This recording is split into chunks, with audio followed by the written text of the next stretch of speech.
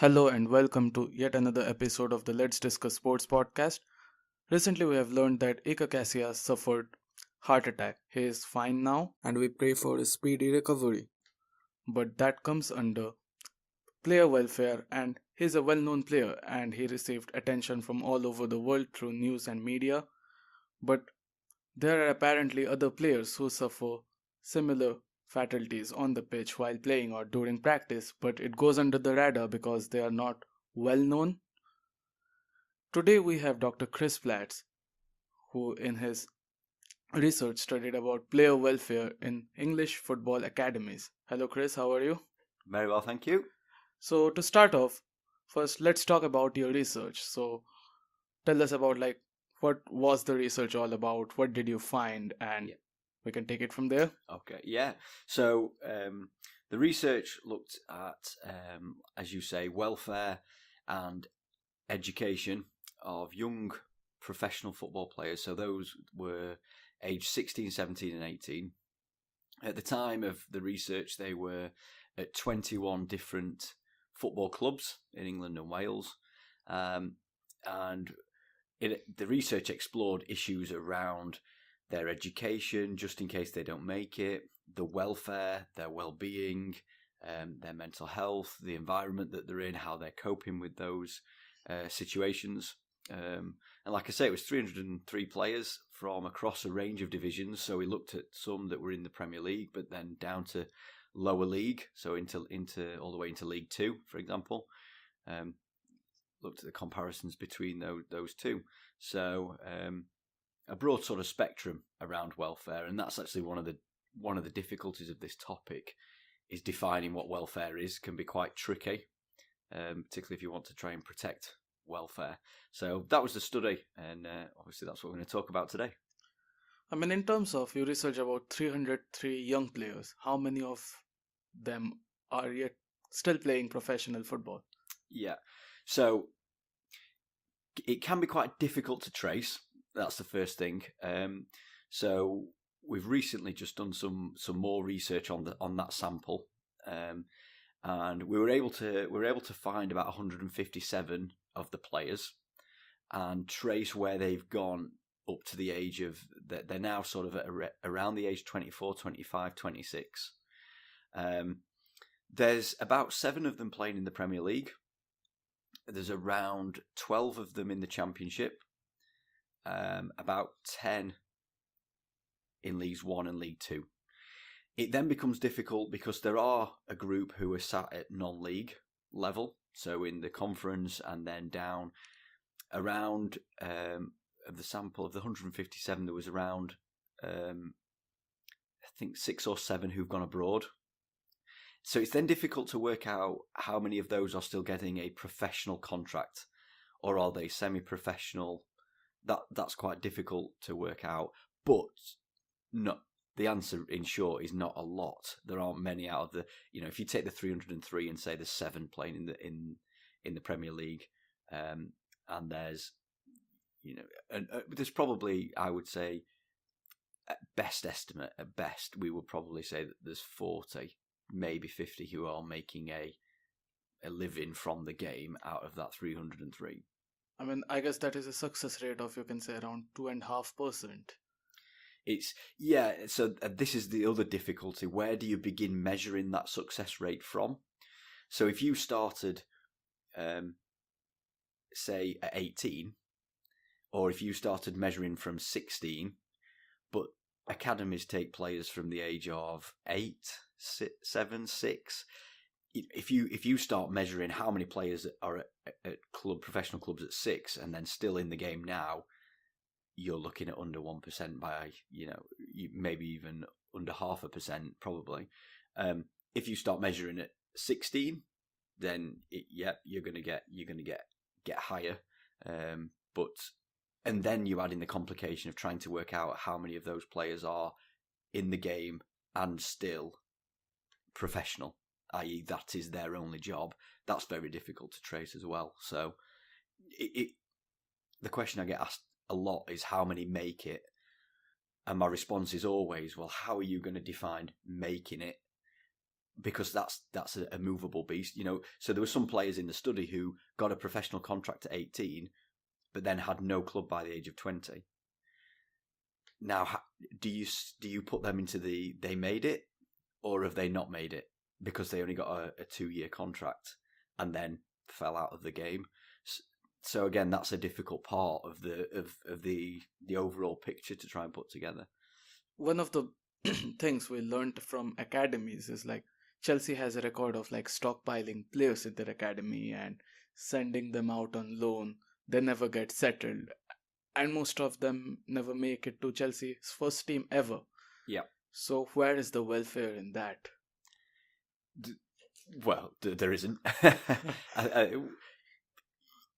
I think what I would say is it's very ideological to believe that you can have elite sport and look after people's welfare. We might enjoy watching elite sport, and I'm not just talking about football here, but it is damaging to welfare. There's no doubt about it. Elite sport, the very top level, in the news this week, Elise Christie, who's a speed skater, has talked about her mental health problems. Ronnie O'Sullivan, Freddie Flintoff. You could go. The list goes on, and it's not confined to country.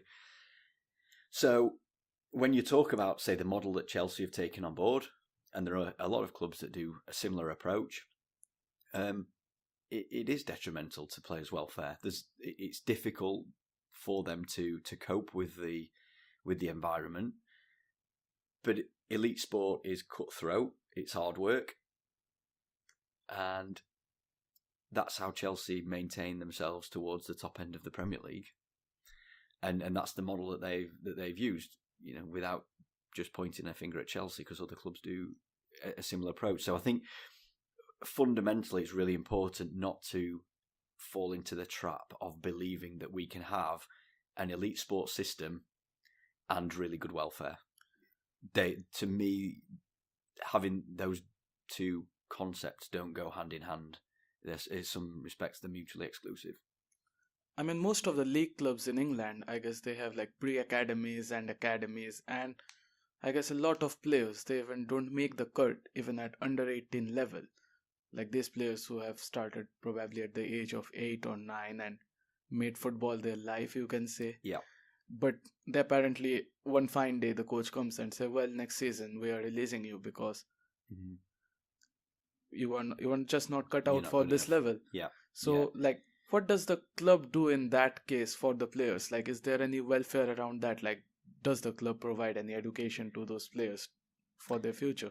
So, under the age of 16 is sort of the cutoff point. So, up to in this country, up to GCSE level, there's an argument, and some clubs do some things around education under the age of 16. So Manchester City, as an example, have strong links with the local school. Other clubs have done similar, but at the same time, the reason that they have links with local schools is so that they can take players out of lessons so that they can play more football. When they get to the age of 16, then the club puts on education provision just in case they don't get it at the age of 18. But I think under the age of 16, what you're really doing is you're sacrificing a part of your education. You may not take as many GCSEs, so you may miss an afternoon at school so that you go and play at the academy, and that is happening at a lower and lower age, actually. So it's detrimental. There's no doubt about it. It's detrimental, and what you're doing at an early age, very different to any other profession. You're getting young males to start to think about their career and sacrifice elements of their formal education for their footballing education. And like I say, that's happening at a younger and younger age. The pre-academies are a really interesting topic area, and not a lot of research has been done around them. That would be a really good area to start investigating, because they're not. My understanding is that they are not supposed to exist. They're actually, outside of the rules. But the line that gets put forward by academies is that it's about taking some talented young players, sometimes the age of 4 or 5, bringing them into an academy environment so that when they start to go to the academy, when they are of the right age, they don't feel out of place. It feels like a normal environment to them. They've been into that environment before. Now, if that is what they were doing, then some people might say, right, well, okay. But at the same time, there's the skeptic in me is thinking that what they're doing is at an age of 4 or 5, they're starting to identify who are the really good players and cutting the ones that they don't want. And really importantly, at the age of 4 and 5, making sure that other clubs don't get hold of them. So if we were to look at Manchester, if you're in between Manchester City and Manchester United, there's going to be a power struggle over who gets that player. So if Manchester City or Manchester United can get somebody on the books at the age of 5 and get them in the system and come into their club, they've got a better chance. I mean, recently, one young player of Arsenal, who is apparently at a foreign club right now, recently spoke about how Arsenal Football Club, the academies of Arsenal Football Club, they never think about the welfare of the players. Yeah. Well, all they think about is like playing the Arsenal way, and players are never taught about life in general and even about survival in junior leagues or lower leagues outside the top flight, where apparently there are only 20 clubs in the Premier League, and if you say at any given point of time only 220 players are playing on a given match day. Yeah. Excuse me. Well, and again, it sort of comes back to the philosophical point that I started with around, can you have elite sport and welfare? How do you join those dots? Because in order to be a professional athlete at any level, at any sport, there has to be a dedication that is above and beyond most other occupations. If you strip back elite sport to a job, which it is, anybody who wins an Olympic medal or even just goes to the Olympics, anybody who plays as a professional in basketball, ice hockey, whatever it is, rugby, you've had to dedicate so much of your life to mastering that skill. And if you look at the numbers, we're suggesting that those players who are playing in the Premier League are in the top 0.5% of people to play the game. So that's a really small, that is how good you've got to be just to play at that level. There are obviously going to be welfare implications. There are obviously going to be parts of life that you miss out on. So at the age of 15, 16, 17, when other people are starting to take part in what we would call risky leisure behaviours, drinking, smoking, sexual behaviour, these young lads are sacrificing nights out, are sacrificing those things because they've got games the next day. They're training 3 times a week, maybe 4 times a week, or certainly at the age of 16, 17, they're in full time. They're in 5 days a week. So in response to that idea about Arsenal, can you ever have a situation where you allow a young male to have the footballing life and also go out and get drunk? And you don't, because you're suggesting that the body that he's got is needs to take care of it. So it sort of comes back to that idea of these two concepts of elite sport and welfare. They just don't sit side by side. They just don't sit side by side. Often then the clubs get the blame of going, well, you're not looking after my welfare. And I sort of understand that, but it's a really difficult situation to be able to do both. Another thing about, you have also researched about coach and athlete relationship. How much do you think the relationship with the coach is important to the success of a player in football or in any other sport? In terms of their on the pitch performance or their welfare? Both welfare, on the pitch performance. Well, particularly if you're looking at young athletes, the coaches and the managers are really central to to their livelihoods. That, you know, for example, the coach is going to be the one who makes the decision about whether the player gets a professional contract or not. The coach is the one who makes the decision about whether the player plays, is in the match day squad, or is he on the bench. The coach has the ability, has the power to make a player's life quite difficult. Yep. So physical punishment, verbal punishments, you know, swearing at them, and so the way that the coach approaches that relationship, you know, you're talking there about the coach-athlete relationship. The way that the coach approaches that is quite key to how that player is going to feel. And what there is, of course, I'm saying that this welfare and elite sport, you know, sit mutually exclusive, but at the same time, the argument is if you can get a player who's happier, then they're likely to perform better. If they feel comfortable, if they feel settled, if they are happy in their surroundings, if they perhaps feel like they're cared for a bit, if they feel that the coach has got belief in them, if there's a support network for if they get injured, they're more likely to feel better, you know.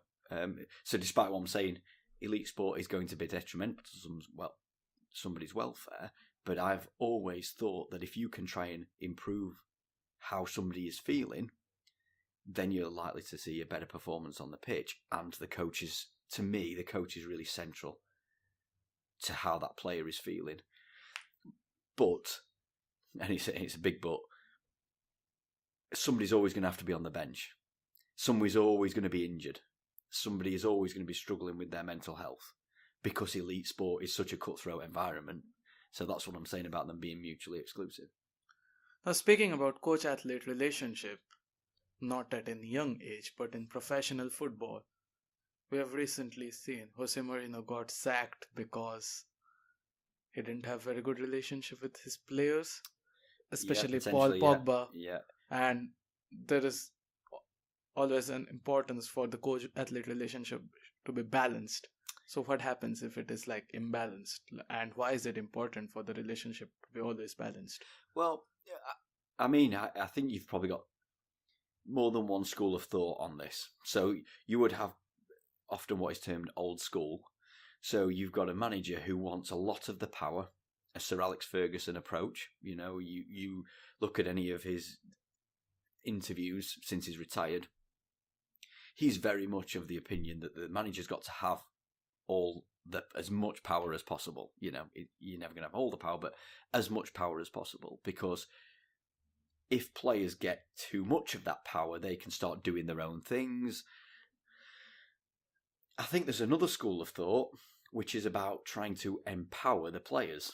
So, and what's really interesting here is I feel like in his early management career, when he was at Porto, when he first came to Chelsea, I sort of feel like that's what Jose Mourinho did. He was very much about empowering the players, and it was almost like getting them to believe in him, and he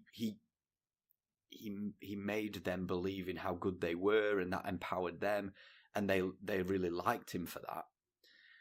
Then it felt like he got the status, and his approach kind of changed a little bit, and he did a few things at Manchester United, is the way he talked about Luke Shaw, for example, where he seemed to be trying to show that he had the power.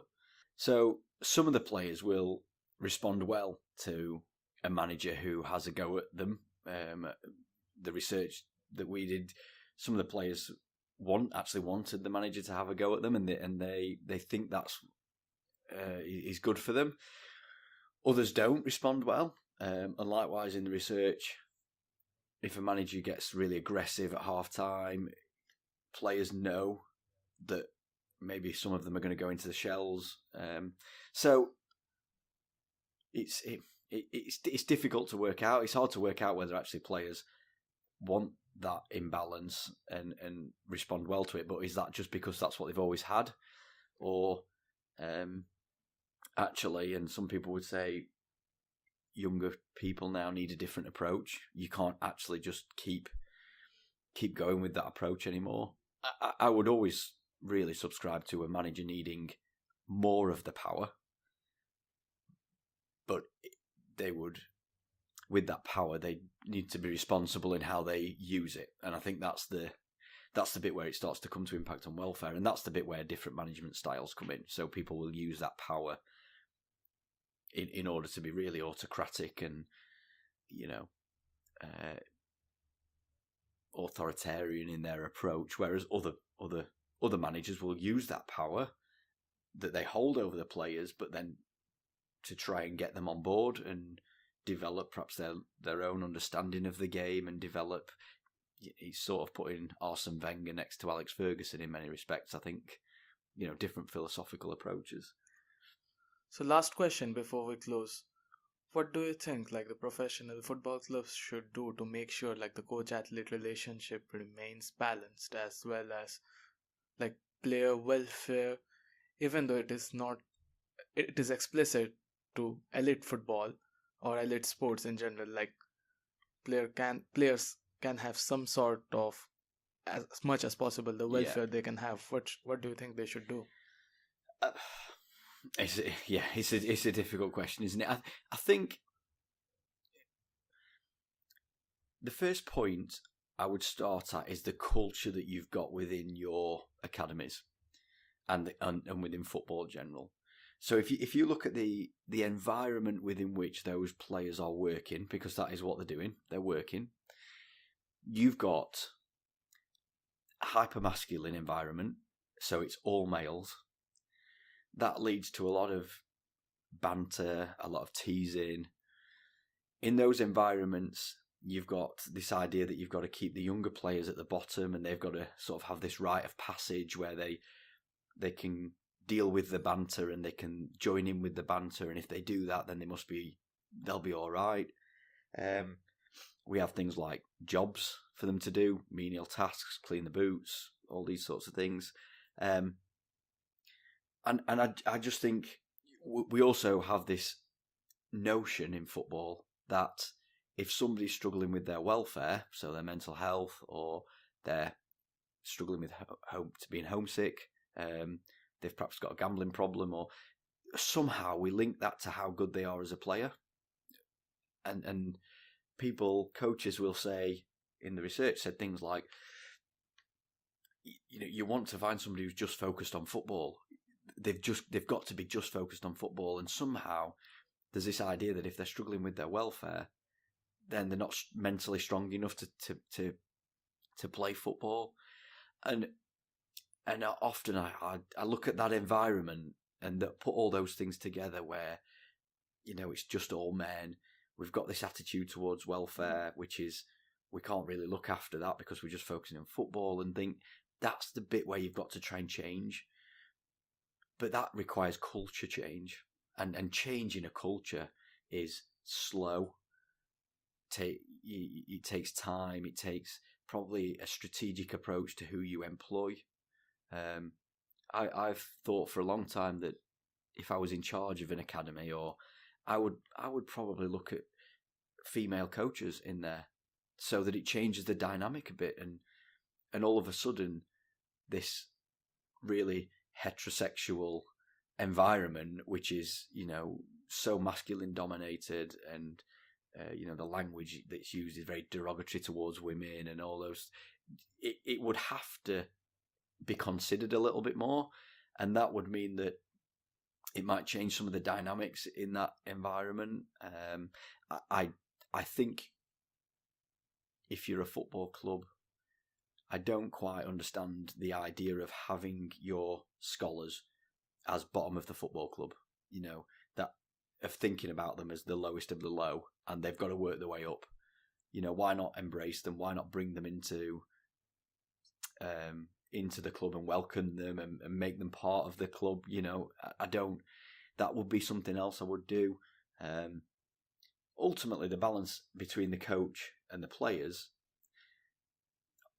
often down to how the coach manages the situation. So there are coaches out there who won't be completely authoritarian, old school, won't act like that.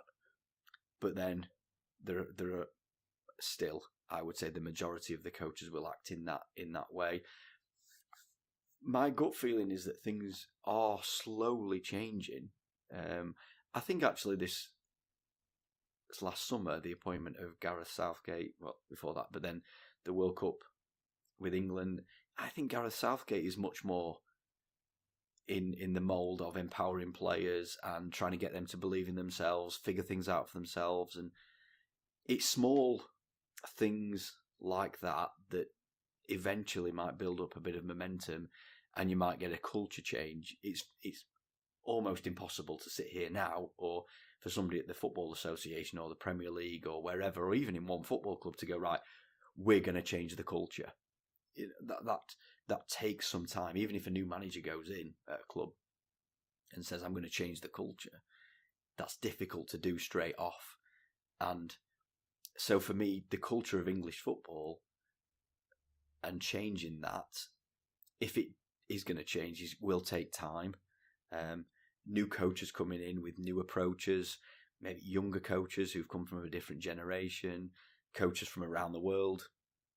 I'll always be an advocate of different cultures, and maybe some English coaches go into other countries, learning new things in a different way, and then either coming back or that just getting a bit of a reputation. I think that would be how you might see a change over some time. But it's, as we've sort of shown over this bit, it's a complicated issue. It's very complex. And the answer to welfare isn't just something that football is having to grapple with. You look across where I started, elite sport, is the same. We could see it in cricket, you'd see it, mental health in cricket is a huge issue, and that's something that when you think that everybody in elite sport is grappling with that, I think you start to understand that it's something about the characteristics of elite sport rather than just football, potentially, that means this is a really challenging situation. Thank you for your time, Chris. It was nice speaking to you. You're welcome. Thank you very much for inviting me.